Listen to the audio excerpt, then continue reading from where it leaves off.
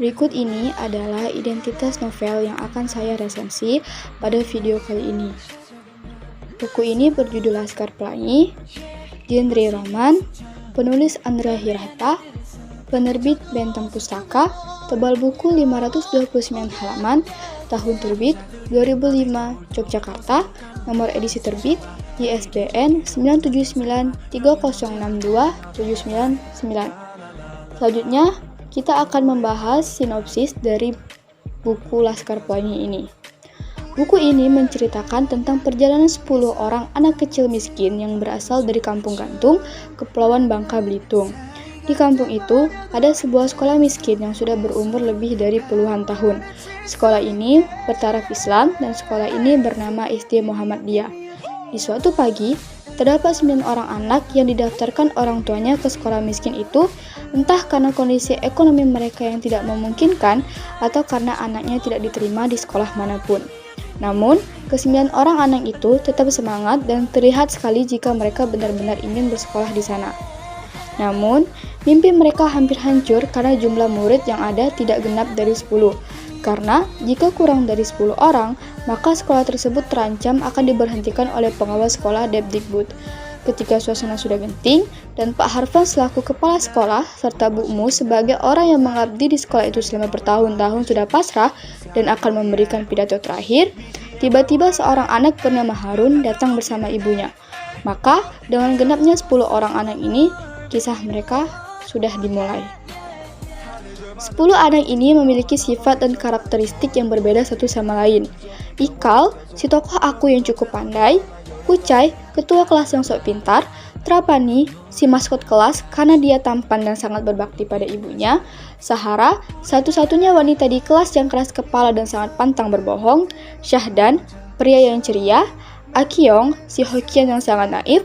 Harun, pria yang sama sekali tidak bisa menangkap pelajaran membaca dan menulis. Mahar, pria yang pandai dalam seni namun malah lebih fokus pada dunia mistis. Borek, pria yang tergila-gila untuk membentuk badannya seperti cowok maco. Dan yang terakhir, Lintang, sosok pria yang sangat pintar. Ke-10 orang anak ini sangat suka duduk di atas pohon filum, apalagi setelah hujan turun. Karena mereka bisa melihat pelangi yang sangat indah jika duduk di atas pohon filum. Bu Mus menamai mereka sebagai kelompok Laskar Pelangi karena mereka juga sangat bersemangat dan pantang menyerah dalam mewujudkan cita-cita mereka. Sekolah mereka yang sudah puluhan tahun tidak dipandang oleh siapapun mulai terlihat ketika Mahar menunjukkan bakat seninya dengan membuat pertunjukan seni pada karnaval yang biasanya diadakan setiap tahun. Biasanya, karnaval ini akan memenangkan sekolah PN sebagai pertunjukan seni terbaik. Namun, berkat Mahar, SD Muhammadiyah berhasil mendapatkan piala itu.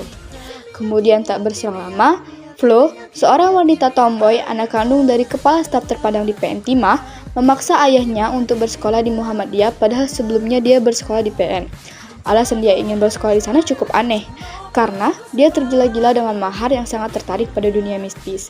Akhirnya, Laskar Pelangi yang awalnya hanya berjumlah 10 orang, bertambah menjadi 11 semenjak kehadiran Flo di sana. Sekolah ini semakin dikenal ketika Lintang, Ikal, dan Sahara mewakili sekolah mereka dalam lomba kecerdasan. Awalnya, mereka ragu bisa memenangkan lomba itu. Namun, berkat Lintang, mereka berhasil mendapatkan piala tersebut.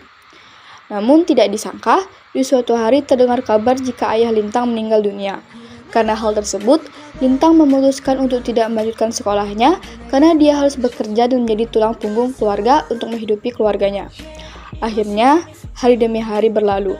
Kini, mereka semua sudah dewasa.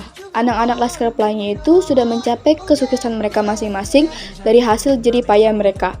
Mereka tahu, jika mereka berusaha dan berdoa, semua yang mereka inginkan akan tercapai.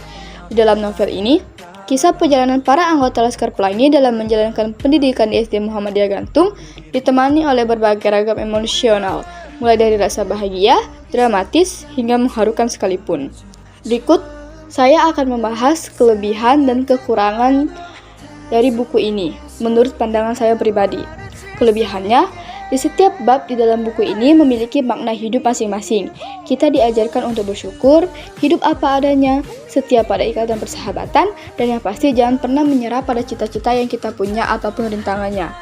Kurangannya, di dalam buku ini Mungkin banyak sekali kosakata yang tidak diketahui oleh orang-orang, dan menurut saya pribadi, karena banyaknya kosakata dan kalimat perumpamaan itu, membuat saya harus membaca setidaknya 2 atau 3 kali agar mengerti apa maksud yang disampaikan oleh penulis.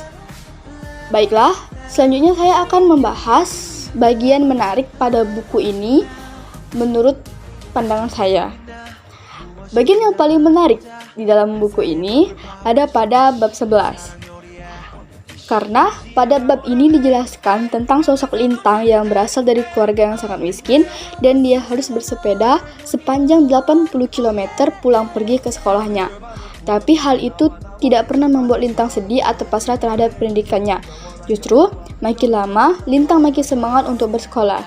Di sini Lintang digambarkan sebagai sosok yang sangat pintar. Otaknya mampu menampung pelajaran hingga ke jenjang kuliah. Dia sering mengajarkan bagaimana cara menyelesaikan sebuah soal matematika kepada temannya dengan cara yang mudah. Lintang, saya benar-benar kagum padanya. Dia sangat pintar, tapi rendah hati.